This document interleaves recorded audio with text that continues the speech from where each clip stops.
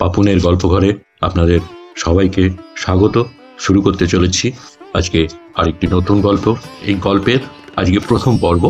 গল্পটির নাম আহাম্মক, রচনা সঞ্জীব চট্টোপাধ্যায়।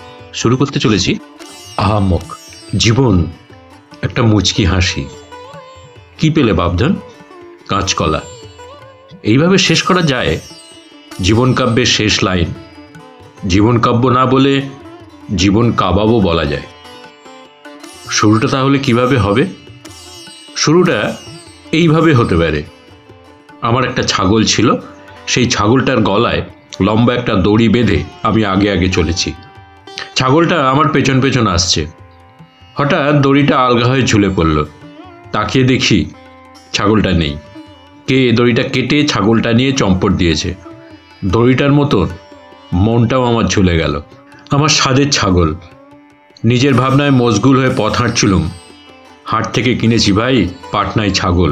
বটপাতা খাওয়াবো, কাঁঠাল পাতা খাওয়াবো, চ্যাকচক দুধ দুইব। আমার ছেলে খাবে, মেয়ে খাবে, বাঁচলে আমার বউও একটু খাবে। গায়ে গতি লাগবে, যৌবন দীর্ঘস্থায়ী হবে, আমারও সুখ বাড়বে। এইসব 7-5 ভাবতে ভাবতে আগে চলেছি আমি, পেছনে আমার ছাগল। হঠাৎ পেছন ফিরে তাকিয়ে দেখি ছাগল হাওয়া। কোন বেটা কাঁচি মেরে নিয়ে গেছে। শুরু হলো আমার ছোটাছুটি। যাকেই দেখি জিজ্ঞেস করি, মশাই একটা ছাগল দেখেছেন? বেশ নধর, কুচকুচে কালো। সকলেরই এক উত্তর, ছাগল? কই না তো। ঘণ্টা দুয়েক ছোটাছুটির পর গলদঘর্ম হয়ে একটা মাঠে এসে হাজির। একপাশে একটা কূপ। একজন সেই কূপে ঝুঁকে কি যেন দেখছে। কি দেখছেন ভাই? আচ্ছা, একটা ছাগল কি এই কূপে পড়ে যেতে দেখেছেন? ছাগল? তার চেয়েও দামি জিনিস পড়ে গেছে। কি জিনিস? আরে ভাই, আমার যেমন কাণ্ড, মনে হলো দেখি তো কতটা জল আছে। যেই ঝুঁকেছি বুক পকেট ছিল, মানি ব্যাগ খেয়ালই ছিল না, আর ঝপাং পড়ে গেল।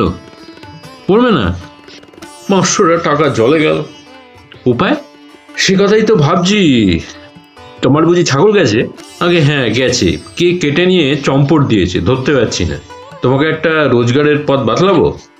ছাগলের দাম উঠে আসবে। বলুন। বেশি জল নেই, তুমি যদি নেমে ব্যাগটা তুলতে পারো তাহলে তোমার 250, আমার 250। ও এই কথা? দাঁড়ান আপনি। জামা কাপড় খুলে নেমে পড়লুম পাত কুয়ে। কে বলেছে ঈশ্বর নেই? এক হাতে নিয়ে আর এক হাতে দেন। কুয়োয় হাঁটু জল, কিছু পাঁকও আছে। অনেক খোঁজাখুঁজি করলুম, কোথায় কি। ওপর দিকে তাকালুম, গোল এক চিলতে আকাশ। সেখানে কারো মুখও দেখতে পেলুম না। চিৎকার করে বললুম, কোথায় মশাই আপনার ব্যাগ? কোনো উত্তর নেই। আরও কিছুক্ষণ জল ঘোলা করে কোনো ক্রমে উঠে এলুম ওপরে। সেই লোকও নেই, আমার জামা কাপড় জুতো কিছুই নেই। জামার পকেটে গোটা 50 টাকা ছিল, সব গেছে। আমি নাঙা বাবা। ওই যে মাথার ওপর আকাশ, সেই আকাশের পাড়ে তার আস্তানা। মানুষের সঙ্গে বেধড়ক রসিকতা করাই তার একমাত্র কাজ। সৃষ্টির আদি থেকে তাই করে আসছেন, শেষ পর্যন্ত তাই করে যাবেনও। ছাগলের কেসটা একটা প্রাচীন গল্প। আমার সঙ্গে সেভাবে কোনো সম্পর্ক না থাকলেও আছে। আমি যা ধরি তাই হাতছাড়া হয়ে যায়। দাঁড়া ভাঙা, কানকো ভাঙা একটা লোক আমি। ঝাঁটা প্যাটা আরশোলার মতন কেত্রে কেত্রে চলি। রূপে কার্তিক, গুণে সরস্বতী, পয়সায় গণেশ নই। অহংকার করার মতন আমার কিছুই নেই, ছিল নাও কোনো কালে। জন্মে যখন গেছি তখন তো বাঁচতেই হবে। এই এক মহাদায়, নিজেকে খাইয়ে পড়িয়ে বাঁচিয়ে রাখা। আরে কি করতে এলে বেঁচে থাকতে? আরে বেঁচে থেকে কি করলে? অনর্গল বাজে কথা বলে গেলুম, অবিশ্রান্ত পরচর্চা করে গেলুম, ঘটি ঘটি চা খেলুম, 100 ট্যাবলেট গিললুম। আজ জ্বর, কাল সর্দি কাশি, পরশু হাঁটুতে বাত, তরশু কোমরে খটকা। শরীর নিয়ে গেলে নাস্তা নাবুদ। পৃথিবীর কয়েক টন অন্ন ধ্বংস করলুম। কপি, মূলো, পুঁইশাক, পয়সা আর সময় নষ্ট করে এমন কিছু শিখলুম যা জীবনের কোনো কাজে লাগে না। গোটাকতক ডিগ্রি আর ডিপ্লোমা। কোথায় চললে? ব্যাংকে। তোমার অনেক টাকা? আগে না। তাহলে প্রায় যাও কেন? বাধ্য হয়ে বিলিতি ব্যাংকে অ্যাকাউন্ট খুলেছিলাম। প্রথমে ছিল মিনিমাম ব্যালেন্স 500 টাকা, এখন হয়েছে 10,000। আমি যাই ফাইন দিতে, সবসময় 10-এর তলায় খেলে বেড়াচ্ছি। গেল অবস্থা। টাইফয়েডের টেম্পারেচারের মতন ওঠানামা করছে অনবরত। সকালে 99 তো রাতে 102। একবারই 10-এর ওপর উঠেছিল। একটা এরিয়ার পেয়েছিলাম, মাস 3 ধরে রাখতে পেরেছিলাম। তারপর যা হয়, আমার বউ চেত্তা খেয়ে পড়ল, ব্যাস। অ্যানিমিয়া চলছিল। নানা মুনির নানা মত। কেউ বললেন ও তো হবেই, আমাদের বউগুলো মহা বেয়ারা, ব্যায়াম করে না, সময় খায় না, ফল্টি ফুড হ্যাবিটস, সন্ধ্যাবেলা ফুচকা খেয়ে রাতে নৌমিল। তুমি লোহার কড়ায় মোচা রান্না করে খাওয়াও, থোর ইন্ট্রোডিউস করো, কাঁচকলা, মর্নিং ওয়াক। তোমার ওই আয়রন ক্যাপসুল কোনো কাজ হবে না বাবা, অ্যাসা কনস্টিপেশন হবে, তখন জোলাপ খাইয়েও হালে পানি পাবে না। কথাটা মিথ্যে নয়। আয়রন ক্যাপসুল 7 লিভারের থান্ডার লক।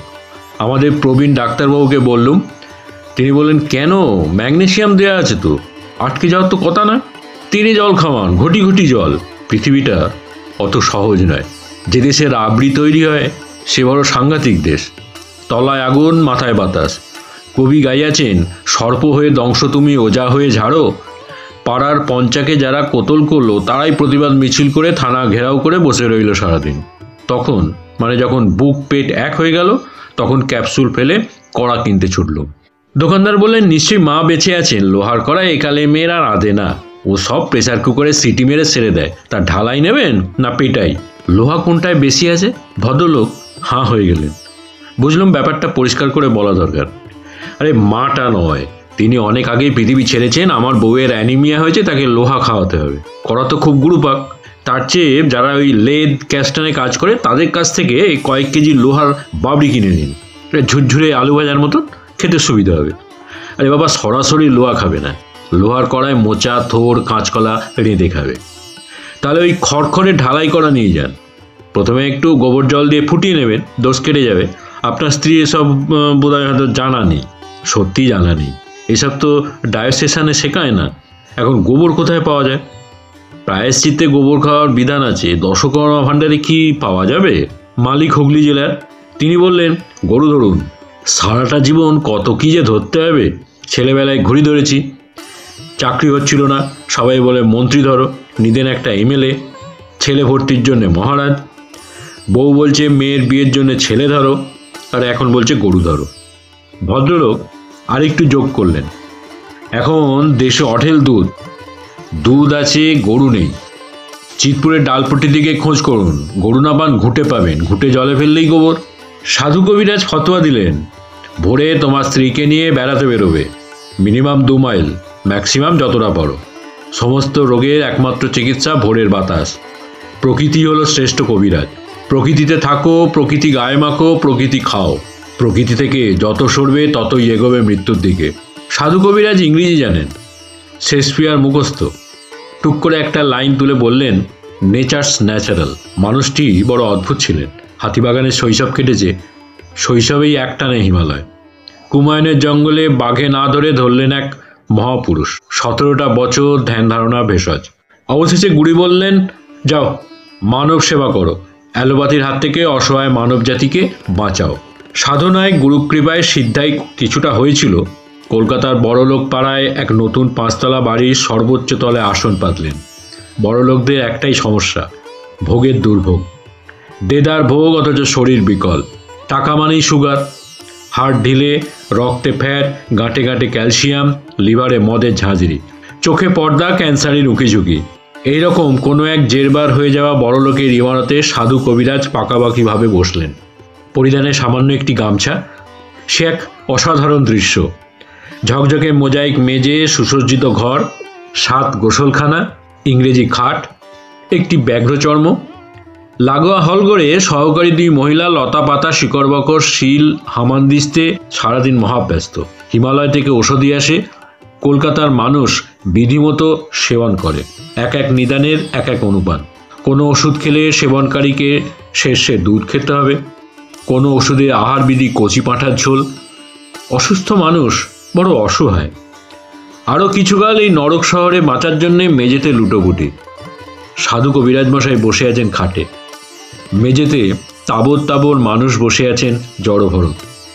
সকলেই ব্যাধির প্রজা। খাজনা হলো আয়ু। সাধু কবিরাজ মশাই অদমকে খুব ভালোবাসতেন। পূর্বপুরুষের গুণের উত্তরাধিকার পায়নি, পেয়েছে চুলের বাহার।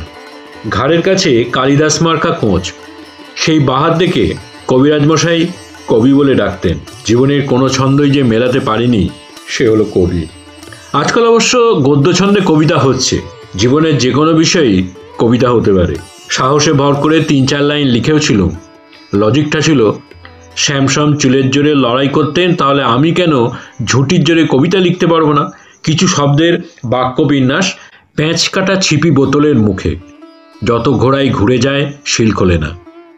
বোতলে লাল শরবত, গেলাস ফুলকাটা, আয়োজন সবই করেছি।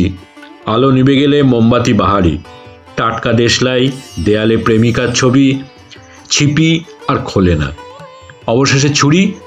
আপাতত শুয়ে আছি বিছানায়, ছুরি হড়কে গিয়ে আঙুলের মাথা, ক্ষতবিক্ষত এঁফোড় ওফোড়।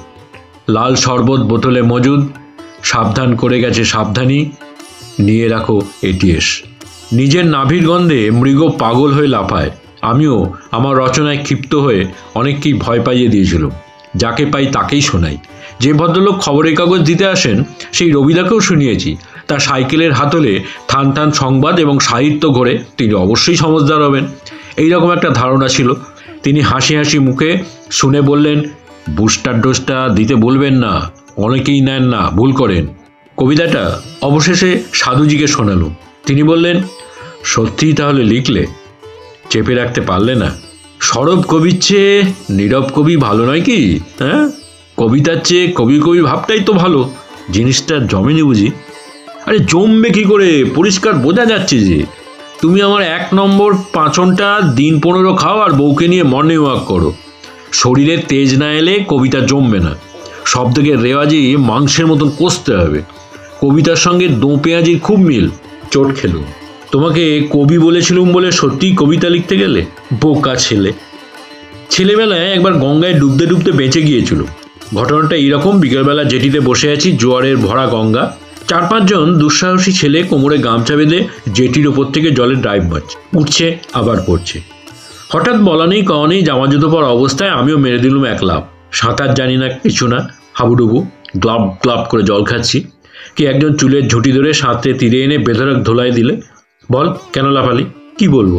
মনে হলো ওরা কেমন লাফাচ্ছি, খলবল সাঁতার কাটছে, আমিও পারবো। সেদিন যারা জেটিতে ছিল তাদের কি হাসি। ছাগলটার বুদ্ধি দেখ, কোন বাড়ির বাঁটা। এক পাটি জুতো জলে তলিয়ে গেছে, জামা প্যান্ট ভিজে সবসময় কাদামাখা। হে হে করে সবাই হাসছে। কত রকমের দাঁত, সাদা কালো, পানের ছোপ ধরা, মিহি বগড়া। পেট থেকে কলসিখানে ঘোলা জল বেরিয়ে এলো। বর্ষার গঙ্গার চিতি কাঁকড়া। একটু সামলে উঠে আমিও হাসতে শুরু করলুম। সেই হাসি আজও থামেনি। আমার ব্যর্থতায় সংসার হাসছে, তারা হাসছে বলে আমিও হাসছি। এই তো আমার জীবনের সার্থকতা। বাঁদর নাচছে, দর্শকরা হাসছে। একটা অ্যালার্ম দেওয়া টেবিল ঘড়ি কিনে ফেললুম। বউ খুব বকলে, বেশি পয়সা তোমার তাই না? এতই যদি পয়সা, আমাকে একটা হাড় গড়িয়ে দাও না, গলাটা খালি। হঠাৎ এটা কেনার কি দরকার ছিল? তোমাকে মর্নিং ওয়াক করাবো। ভোর 4টের সময় অ্যালার্মে ঘুম ভাঙবে। ভোরের বাতাস তোমাকে ওজন দেবে, তোমার রক্ত হবে, তোমার সেই যৌবনের দুর্দান্ত এনার্জি ফিরে আসবে। আর তুমি ঝিম মেরে থাকবে না পেছনের জমিতে। আবার আমরা দুজনে লাউ কুমড়ো লাগাবো, শীতে পালং টমেটো, একটু রক্ত, তাহলেই আমাদের অতীত ফিরে আসবে। আমাদের এই দুঃখের মধ্যেও হাসি আসবে। আমার কবিতার মতন আমার আবেগও মাঠে মারা গেল। অভাবের সংসারে বউরা সব চার্টার্ড অ্যাকাউন্টেন্ট, সবসময় ব্যালেন্স শিট করছে। বউ বলল, ভবিষ্যতে আমার অনুমতি ছাড়া কিছু কিনবে না। ওরবার মতন 2 নম্বরই পয়সা আমাদের হাতে নেই। কথাটা ঠিক। আমাদের সংসারটা আমাদের খাটের মতোই। যখন সংসার পাচ্ছিলুম তখন ডবল খাট কেনার সামর্থ্য হয়নি। খাটটা সিঙ্গেলের চেয়ে সামান্য বড়। প্রথম ভালোবাসায় ব্যাপারটা মনে হয়েছিল মধুর। আমাদের ঘনিষ্ঠতাকে সাহায্য করছিল খাট। ইচ্ছে থাকলেও দূরে সরার উপায় নেই। দাম্পত্য মনোমালিন্যে তেজ দিয়ে গিয়ে পাশ ফিরতে গেলেই ধপাস। সেই খাটের মতোই ফিতে মাপা সংসার। একটু বেহিসেবি খরচ মানেই শেষ মাসে স্যাটেলাইট। আকাশে উপগ্রহ ওঠে ছাড়তে ছাড়তে। এক এক ফেজে এক একটা রকেট খুলে যায়। অনেকটা সেই রকম। দুধ গেল, মাছ গেল, সকালের চায়ের বিস্কুট গেল, রইল মুড়ি। প্রথম সন্তান যখন এলো, খাটে জোড়া হলো বেঞ্চ। বেঞ্চ জুড়ে খাটের পরিসর বাড়ানো যায়। রোজগারের পরিসর কিসে বাড়বে অপদার্থের জানা নেই। কিন্তু করবোটা কি? বেশ একটু খেলিয়ে বাঁচতে যে ইচ্ছে করে। মাছ যেমন জলে খেলে, জীবনের পুকুরে আমারও যে সেই রকম খেলতে ইচ্ছে করে। ছাত্র জীবনে আমার শিক্ষক বলেছিলেন, লিভিং স্টাইল, ভালো জামা কাপড় পরবে, সুন্দর করে চুল কাটবে, একটু গন্ধ মাখবে হালকা করে, পরিষ্কার পরিবাটি বিছানায় শোবে, শিক্ষিতা সুন্দরী স্ত্রী নির্বাচন করবে, পোর্সিলেনের ডিনার সেটে খাবে। রোজ যেন স্যালাড থাকে, স্যালাড ঠিক খাদ্য নয়, স্যালাড ইজ অ্যান আর্ট। শীতকালে স্যুট পরবে কমপ্লিট উইথ এ টাই, আর শেক্সপিয়ার পড়বে সুইনবার্ন, সেলি, হুইটম্যান, ফ্রস্ট। একবারও বলেননি এই লাইফের জন্য ইনভেস্টমেন্ট কত টাকা। ভেবেছিলেন যাকে বলছেন সে আইএএস কি আইপিএস হবে। ধারণাই ছিল না যে ব্যাটা অঙ্কে উইক, তার ভবিষ্যৎ কতটা তমস্যাবৃত হতে পারে। আমার ভাগ্যে যতটা কাপড় তাতে কোটটা কোন কায়দায় কাটতে হবে সে শেখাতে পারতো আমার এক সহকর্মী অমল। পৃথিবীতে একবারে একা, রোজগারে কুলাতে পারবে না বলে বিয়ে করেনি। বিয়েটা কোন অঙ্ক, এরিথমেটিক প্রোগ্রেশন, বাড়তেই থাকবে 3, 5, 7, 9, জীবনটাকে 9-6 করে দেবে। বাড়িতে লুঙ্গি, আদুর্গা, দুপাশের রিবক্সের 2 অক্টেভ, সারেগামা, পাধানিসা, সানিধাপা, মাগারেসা। বাইরের পোশাক একটা রেডিমেড ট্রাউজার আর ইংরেজি ফতুয়া, যাকে আমরা বলি বুশশার্ট। ভালো মন্দ খাওয়ার ইচ্ছে হলে রান্নার বই পড়ব, চিংড়ির মালাইকারি, ভাপা ইলিশ। অমলের সঙ্গী তার সেতার। কেউ শুনুক না শুনুক, অমল মশগুল হয়ে বাজায়। ইকমিক কুকারে ভাত, ডাল, আলু, বালতিতে সাবান জলে ভিজছে জামা কাপড়। অমল বলতো আমাদের ফিউচার হলো আমাদের বার্ধক্য, সেই অসহায় ভবিষ্যতের বৈতরণী তোমার সঞ্চয়। লন্ড্রি, সেলুন, রেস্তোরাঁ, সিনেমা, বন্ধুবান্ধব, আত্মীয় স্বজন মানুষের দারিদ্র্যের কারণ। এই অমলের সঙ্গে একদিন বেড়াতে বেরিয়েছি। মাইলের পর মাইল হাঁটা হয়েছে, গ্রাম গ্রাম পরিবেশ, চায়ের দোকান, জিলিপি ভাজা হচ্ছে, রস রস গন্ধ, বাঁশের মাচার বসবার আহ্বান। লোভ হলো। বাংলায় নয়, ইংরেজিতেই কায়দা করে বললাম, Amal, now we have earn a glass of tea and a pair of jalebi. Amal থমকে দাঁড়ালো, যেন পয়েন্ট ব্ল্যাঙ্ক রেঞ্জ থেকে ফায়ার করেছি। কেন, তুই সকালে চা খেয়ে বেরোসনি? আমরা তো সকালেই চা আর পাউরুটি খেলুম একসঙ্গে। তবে না, মানে এতটা হাঁটাহাঁটি হলো, তাতে কি হলো? জল তেষ্টা পেয়ে থাকলে পরিষ্কার 1 গ্লাস জল খাও। 1 ভাত চা আর 2টো জিলিপির দাম জানিস? মানুষ শেষ জীবনে কেন খেতে পায় না জানিস? প্রথম জীবনে এইসব বদ অভ্যেসের জন্যে। চা আর জিলিপি খাবি, 5 মিনিট পরে মুখ টকটক অম্বল, তখন আবার অ্যান্টাসিড। অম্বল হলে খিদে যাবে, তখন ভাত ডাল মুখে রুজবে না, তখন চাইবে মুখরোচক খাবার। সর্বনাশটা কোন পথে ঢোকাতে চাইছিস বুঝেছিস? জাস্ট 1 ভাত চা। অমলের সঙ্গে একবার ঝাড়গ্রাম বেড়াতে গিয়েছিলাম। ট্রেনে ওঠার আগে বললে, তোর কাছে যা টাকা আছে সব আমার কাছে জমা করে দে। কেন কেন? তোর অসম্ভব খরচের হাত, পয়সা তোকে কামড়ায়। যা ছিল সব জমা করে দিলুম। ট্রেন ছাড়লো, চা কফি সব ঘুরে ঘুরে যাচ্ছে, চিনেবাদাম, ঝালমুড়ি। অমল, ট্রেনে চা খেতে হয়। গম্ভীর মুখে বলল, যেমন শ্রাদ্ধে পিণ্ডি দিতে হয়। দ্বিতীয়বার আর বলার সাহস রইল না। মেঘলা মেঘলা দিন, খালি খালি ট্রেন, জানলার ধারে বসেছি। কোথায় কুটুর কুটুর সল্টের বাদাম খেতে খেতে যাব। অমলের ইকোনমিক কন্ট্রোলে তা হবার উপায় নেই। পকেটে 1 টুকরো হরিতকি ছিল, তাই ফেলে দিলুম মুখে। বেশিক্ষণের পথ নয়, এই যা সুবিধে। ঝাড়গ্রাম এসে গেল। স্টেশনে নেমে অমল বলল, তুই সুটকেস 2টো নিয়ে বস, হ্যাঁ, আমি থাকার জায়গাটা ঠিক করে আসি। তার মানে সাইকেল রিক্সায় উঠবো, একটা হোটেলে যাব, এর আবার ঠিক করার করি কি আছে? তুই তো নিজেকে প্রিন্স অফ ওয়েলস মনে করিস। চুপ করে বস। অমল চলে গেল। আমি দেখলুম এই মৌকা, কিছু না হোক এক পাত্র চা তো খাওয়া যায়। প্রায় 1.5 ঘন্টা পরে অমল ফিরে এলো ঘামতে ঘামতে। অসাধারণ একটা জায়গা পেয়েছে, নমিনাল চার্ট, মালিক দিলদরিয়া। রিক্সায় চেপে যাচ্ছি তো যাচ্ছি। শহরের শেষ প্রান্ত, আধখ্যাঁচড়া একটা বাড়ি, কোনো রকমে ইট পেতে একটা উঠোন, নিচের তলাটা গোয়াল ঘরের মতন, দোতলায় একটা ঘর। ওই ঘরে আমরা নাকি রাজার হালে থাকবো তো। সিঁড়ি কোথায়? অমল বলল, সিঁড়িটা কেন হয়নি? ওই দেখ মই বেয়ে উঠতে পারবি তো? ব্যাপারটা বেশ একটা রোমান্টিক বলতো। লগবগে মই, 1 হাতে সুটকেস, কোনো ক্রমে দোতলায়, মাঝারি মাপের ঘর, দরজা জানলার পাল্লা নেই, মেঝেতে চাটাই পাতা। বলেছে মোটা একটা 17 ইঞ্চি দেবে, বালিশ আর মশারি ভাড়া পাওয়া যাবে, বাথরুম ওপেন এয়ার, জলের জন্যে পেছন দিকে টিউবওয়েল। চাটাইয়ের ওপর চিৎপটাং হয়ে অমল বলল, ড্যাম চিপ, মাত্র 3 টাকা। জায়গাটা হেলদি, সব খোলা, ফরফরে বাতাস, খাওয়া যা বলবেন এনে দেবে। রাতের জন্য বলেছি রুটি আর পেঁপের ছেঁচকি। ঝাড়গ্রামে পেঁপে হলো ফেমাস, সেই বিখ্যাত উক্তি। আমার জীবনী বাণী, মানে অমলের জীবনী বাণী। 1000 টাকায় ভারত ভ্রমণ। হঠাৎ অমল মারা গেল হার্টফেল করে। সব হিসেব শেষ। বুড়ো আর তাকে হতে হলো না। পড়ে রইল সেতার, ইকমিক কুকার, ভাঁজ করা কাগজে কার একজোড়া পায়ের ছাপ, মনে হয় তার মায়ের, আর সোনা বাঁধানো একটা শাঁখা।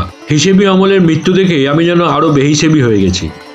এর ওপরে আবার সাধু খেয়ালি রাজার গল্প শুনিয়ে দিলেন। রাজা মন্ত্রীকে বললেন, নবরত্ন সভা তো বেশ ভালোই সাজিয়েছ, কবি, গায়ক, চিত্রকর, ভাস্কর, এদের সঙ্গে একজন আহাম্মক যোগ করলে কেমন হয়? সময়টা বেশ ভালোই কাটে। নিয়ে এসো আহাম্মক। মন্ত্রী সারা রাজ্যে খুঁজছেন, তুমি আহাম্মক, তুমি আহাম্মক। এমন কে আছে যে নিজেকে আহাম্মক বলে স্বীকার করবে? রাজা এদিকে অধৈর্য হয়ে পড়েছেন। এত বড় একটা রাজ্য, আহাম্মক পাওয়া যাচ্ছে না। হঠাৎ মন্ত্রী একদিন দেখলেন একটা লোক যে ডালে বসে আছে সেই ডালটাই কাটছে। মন্ত্রী লাফিয়ে উঠলেন, আরে তুই আহাম্মক? লোকটি গাছ থেকে নেমে এসে বলল, কেন? তুই যে ডালে বসেছিলি সেই ডাল কাটছিলি, ঠিক কিনা? হ্যাঁ, কথাটা ঠিক, তবে সারা দুনিয়ায় লোক তো তাই করে, তাই করে, গোটা দুনিয়ার লোক তাই করছে। সত্যিই তুই আহাম্মক। মন্ত্রীমশাই, সে বিচার না হয় পরেই হবে, ব্যাপারটা তেমন সহজ নয়। তবে বলে রাখি, যদি জগৎ সংসারের সকলে পণ্ডিত হয় তাহলে নিশ্চয়ই আমি আহাম্মক, আর সকলেই যদি আহাম্মক হয় তাহলে আমি কিন্তু পণ্ডিত। মন্ত্রীমশাই একটু যেন খুশি হলেন, বললেন, বেশ মজার মজার কথা বলিস তো। এখন কাজের কথা শোন। রাজসভায় আহাম্মকের একটা চাকরি খালি আছে, অনেক টাকা মাইনে আর একটা সোনার তরোয়াল বকশিস। রাজি আছিস? তা দেখা যেতে পারে। মন্ত্রী রাজসভায় আহাম্মকে হাজির করলেন, নমস্কার করে বললেন, মহারাজ, এই আপনার আহাম্মক, অনেক খুঁজে নিয়ে এসেছি। আহাম্মক চুপচাপ দাঁড়িয়ে। রাজামশাইকে কোথায় নমস্কার করবে তা নয়, মন্ত্রী চুপি চুপি বলছেন, ওরে রাজামশাইকে পেন নাম কর। আহাম্মক ফিসফাসের ধার ধারে না, সে জোর গলায় বললে, দাঁড়াও বাবা, আগে বুঝতে দাও যে রাজা কে। মন্ত্রী বিরক্ত হয়ে বললেন, বুঝতে দাও আবার কি? দেখছিস না সিংহাসনে রাজা? তার মানে যে ওই ধুম্ব চেয়ারটায় বসবে সেই রাজা? আমি বসলে আমিও রাজা? দুর্গাধা, তোর মাথায় মুকুট আছে, না হাতে রাজদণ্ড আছে, না পরনে রাজার পোশাক আছে যে তুই রাজা হবি? রাজা সব শুনছেন, তার বেশ মজা লাগছে। লোকটাকে পছন্দ হলো। তিনি বললেন, ওহে, তোমাকে আর নমস্কার করতে হবে না, আমি সন্তুষ্ট। আজ থেকে তুমি চাকরিতে বহাল হলে। তোমার যখন যা টাকার দরকার হবে খাজানজি মশাইয়ের কাছ থেকে চেয়ে নেবে। আর এই নাও, এই সোনার তরোয়ালটা তোমার বকশিস। আহাম্মক বললেন, শোনো মহারাজ, তোমার বাঁধা ধরা চাকরি আমার দ্বারা হবে না। আমার যখন খুশি আসবো, যখন খুশি যাব। রাজা বললেন, বেশ তাই হোক, যখন খুশি এসো, যখন খুশি যেও। আহাম্মক আসে যায়, রাজার সঙ্গে ফষ্টি নষ্টি করে, তার আসা যাওয়ার কোনো ঠিক ঠিকানা থাকে না। এমন সময় রাজা হঠাৎ অসুস্থ হলেন, বিছানায় পড়ে আছেন, উঠতে পারেন না। ওই অবস্থাতেই খেয়াল হলো, আরে আহাম্মক তো আসেনি অনেকদিন। মন্ত্রীকে বললেন, যেখান থেকে পারো ধরে আনো তাকে। ধরে আর আনতে হলো না, আহাম্মক নিজেই এসে হাজির। কি মনে হয়েছে? চলে এসেছে। রাজার অভিমান হয়েছে। তিনি বলছেন, আমি মরে যাচ্ছি আর তোর কোনো পাত্তা নেই? এই তো দেখতে আসার সময় হলো। আহাম্মক বললে, রাজা, তোমার সঙ্গে তো আমার সেই শর্তই আছে, খুশি মতো আসবো যাব। সে তো বুঝলুম, কিন্তু আমি যে মরে যাচ্ছি। মরে যাচ্ছ? মরে কোথায় যাচ্ছ মহারাজ? আরে বেটা, মরে যাচ্ছি, মরে কোথায় যাচ্ছি, এটা কোনো প্রশ্ন হলো? বস। ধমক খেয়ে আহাম্মক বসে পড়ল। বসে বসে মাথা চুল করছে আর ভাবছে, রাজামশাই মরে যাচ্ছে। এমন সময় ঘরে এলেন রাজবৈদ্য। তিনি নিজে ওষুধ খাওয়াবেন, দেখতে চান ওষুধে কোনো কাজ হচ্ছে কি না। অনুপান সহযোগে ওষুধ রাজার মুখে ঢেলে দিলেন। তিনি সবটাই প্রায় গিলেছেন, সামান্য একটু ঠোঁটের পাশ বেয়ে ভেলভেটের দামি চাদরে পড়ে গেল। পাছে দাগ হয়ে যায়, তাই রাজা হাত দিয়ে বারবার মুছছেন। আহাম্মক দেখে শুনে বলল, মহারাজ, বুঝতে পেরেছি, যেখানে যাচ্ছ সেখানে তোমার এই চাদরটাও যাবে। মহারাজ এক ধমক দিলেন, মরে গেলে বিছানার সঙ্গে যায়, এই তোর বুদ্ধি বেটা আহাম্মক। আহাম্মক মাথা চুলকোতে লাগলো। এমন সময় খাজানজি মশাই তোষাখানার চাবি নিয়ে এসে বললেন, মহারাজ, ক্যাশ মিলে গেছে, মন্ত্রীমশাই খাতায় সই করেছেন, এই নিন চাবি। রাজা শায়িত অবস্থাতেই চাবিটা নিয়ে মাথার বালিশের তলায় রাখলেন। আহাম্মক বলে উঠল, মহারাজ, আমার মোটা মাথায় এইবার ঢুকেছে। ওই বিছানা অত বড় জিনিস, তাই তুমি নিয়ে যেতে পারবে না, কিন্তু ওই চাবিটা ছোট, তোমার হাতের মুঠোয় চলে যাবে, ওইটার অপেক্ষাতেই তুমি ছিলে। রাজা আবার এক ধমক দিয়ে বললেন, কিচ্ছু বুঝিসনি, চাবিও যাবে না। আহাম্মক আবার মাথা চুলকোতে লাগলো। এইবার এলেন মন্ত্রীমশাই, হাতে কিছু কাগজপত্র। মন্ত্রী বললেন, মহারাজ, আজকের মন্ত্রণা সভার কার্যবিবরণী আমরা সকলেই সই করেছি, সম্ভব হলে আপনিও একটা সই করবেন, না করলেও চলবে। রাজা শুয়ে শুয়ে দুহাত বাড়িয়ে কাগজগুলো নিলেন। তাই না দেখে আহাম্মক লাফিয়ে উঠল, মহারাজ, আর আমার ভুল হবে না, এইবার বুঝেছি, এই মূল্যবান কাগজগুলো তোমার সঙ্গে যাবে, এই কাগজগুলোর জন্যেই তুমি আটকেছিলে। রাজা এইবার ভয়ঙ্কর রেগে গেলেন। একে ভীষণ অসুস্থ, তার উপর রাগ, মুখ দিয়ে কথা বেরোচ্ছে না। শ্বাসকষ্ট প্রবল। সেবাকারীরা রাজার মাথায় জল টল ঢেলে সামলাবার চেষ্টা করছেন। রাজা কিছুটা প্রকৃতিস্থ হলেন। তখন আহাম্মক কোমর থেকে সোনার তরোয়াল খুলে রাজার সামনে ফেলে দিয়ে বললেন, এই রইল তোমার সোনার তরোয়াল। রাজা বুঝলেন আহাম্মককে ইস্তফা দিচ্ছে, সে আর চাকরি করবে না। জিজ্ঞেস করলেন, কি হলো, আর চাকরি করবি না? আহাম্মক এইবার ভয়ঙ্কর গম্ভীর। তখন তার অন্য চেহারা। সে বলল, মহারাজ, এই সোনার তরোয়াল তুমি আমাকে দিয়েছিলে আহাম্মকের নিদর্শন হিসেবে। আহাম্মক কে মহারাজ? তুমি না আমি? তুমি বারবার বলছো আমি মরে যাচ্ছি।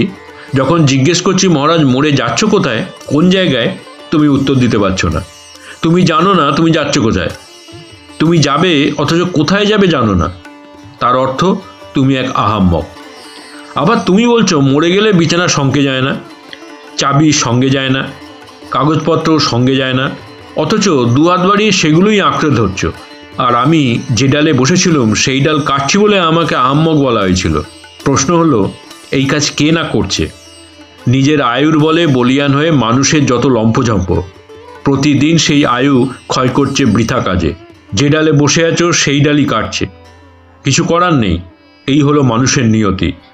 আমিও তাই করছিলাম, তবে একটু অন্য কায়দায়। আমি জেনে শুনেই ডাল কাটছিলাম। জানতুম যে ডালে বসে আছি সেই ডালই কাটছি। তাহলে ওপরের মোটা শক্ত এক ডাল দেখে রেখেছিলুম। এটা যেই ভাঙত সঙ্গে সঙ্গে ওটাকে চেপে ধরতুম। মহারাজ, একটু ওপর দিকে নজর। সেই নজরটা তোমার নেই, ধরার ব্যবস্থাটা তোমার নেই। আমার আছে, কারণ আমি যেদিন এসেছি সেদিনই আমি জানি আমাকে যেতে হবে।